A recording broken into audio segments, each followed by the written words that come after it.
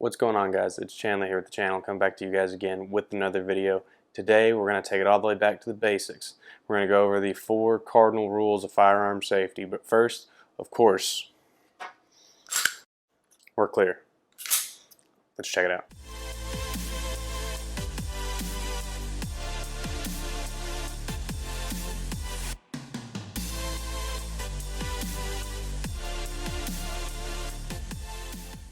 As usual, a disclaimer here at the very beginning. Not everybody needs to hear this, but as I've said in a lot of previous videos, there are a lot of new shooters that are coming into the firearms industry that may or may not have had anyone to go over these 4 firearm rules of safety before. Of course, a lot of us being avid shooters, we learned these rules way back. I know for me, I learned these 4 rules back when I was a kid, when my dad taught me how to shoot. But I figured with a lot of new shooters coming into the industry, as well as some recent events that have happened in the media here as of late, it was probably a good time to go over them. That being said, if the video is not for you, no worries, but if you do need to know the 4 rules of firearm safety, stick around. If you want to see more back to basics content like this, let us know down in the comments below. Leave a like and subscribe if you like content like this. And if you're new to the channel, welcome. Leave your thoughts down below and we'll get back to them as soon as possible. So first, it's something that has been preached to a lot of us growing up, and of course that's the #1 rule of handling any firearm. Still clear, but that is to treat any firearm as it's a loaded firearm.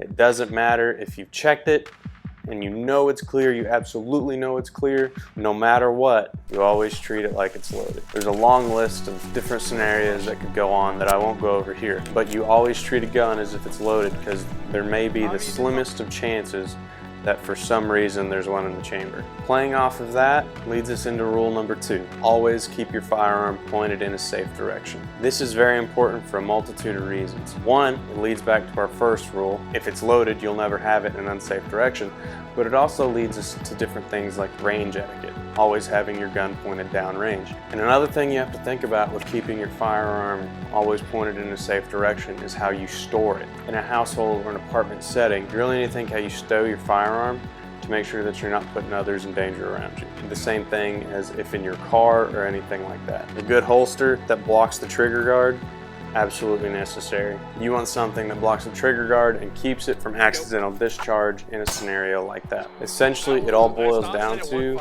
you should never point your firearm at something you do not intend to destroy. That leads us to rule #3. Once you have your gun in a safe direction, you know the status of it, you know it's unloaded, you want to go to shoot, you put it around in the chamber, you make sure one's in there, make sure you're good and set to go, checking it again and make sure we're clear. Point down range.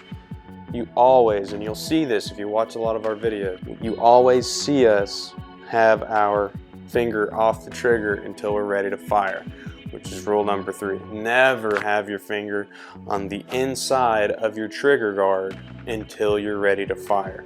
You always want it riding high up here. I usually don't even leave mine near the light.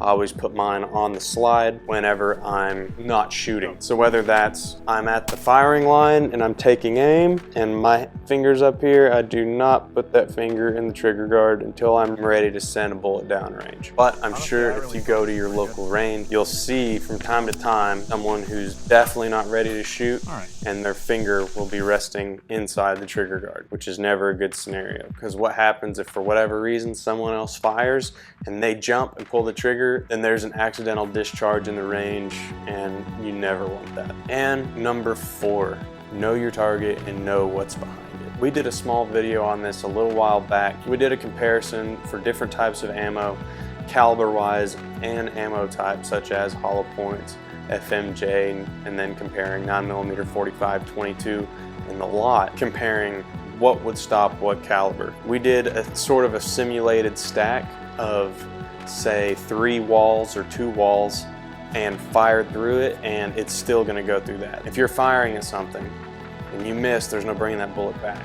So it will travel through 1 wall, 2 walls, sometimes 3 walls depending on the caliber, and still keep going. So it's very, very important to know your target and know what's behind it. Down at the range, we have the luxury of having a giant berm behind our range that stops all of the bullets, of course, so we know exactly where we're firing and we have no fear of them going in an opposite direction. If you pay attention to when we're down at the range in the videos, we're always firing in that way. We never fire behind us because it's completely open behind us and there's nothing to stop it. So when you're down at the range or down anywhere or in any scenario, you always want to observe your surroundings, figure out what's your target and what's behind it. Because a lot of people buy firearms to protect themselves from home invasions. However, you really need to think about the layout of your house or your apartment or whatever it is, so that if you fire, you have to know where you can fire and what direction you can fire, so that you're not just slinging bullets around the neighborhood. And this can also go into what caliber you select and what kind of ammo you select. Something such as an FMJ has a lot higher of a chance of making its way through objects as opposed to stopping in them compared to a hollow point or even a tumble round such as these Fort Scott TUIs. There are certain ammo types that are designed to stop and there are certain ammo types that are designed to penetrate. And you've got to be really mindful of that. A bonus rule number 5, and this is something that my dad always taught me, is to check, and check again, always. You can never have too much knowledge of the load status of your firearm, and whether that is a status of how many bullets you've got. If you've got one in the chamber, if you do not have one in the chamber. So in a lot of videos, you'll see us doing cool guy press checks, which some people think aren't necessary. And that's of course when we come off the firing line or we go on the firing line and you see us grab the front of the slide, do one of these, because what we're doing is checking to see what we've got in the chamber. If we have one, if we don't have one, okay, we know we've got one in. We do one of these, we do one of these, we do one of these, and we're making sure that something's not in there, and then we will reholster and stow away. But that's something that was always ingrained into my head when I was a kid, is to always check, and check again, because you can never have too much knowledge of what the status is of your firearm. Because that's the thing with firearms. I feel safer down at the range than I do almost anywhere else, because the thing is yes, we're shooting firearms. However, the people who were there with us, I know they have the same mindset that I do with firearm safety. And that's gonna about do it for this one, guys. Let us know what you think in the comment section down below. How old were you when you first learned the 4 cardinal rules of firearm safety? What were you doing? Was it shooting sports? Was it hunting? Let us know down below. Go ahead and leave a like and subscribe if you want to see more back to basics content like this. I know with a lot of new shooters coming into the industry, they're not really the most glamorous videos, but I think it's something that needs to be said. As always, this has been Chandler with Range Day, where every day is range day. Have a good one, guys, and be safe.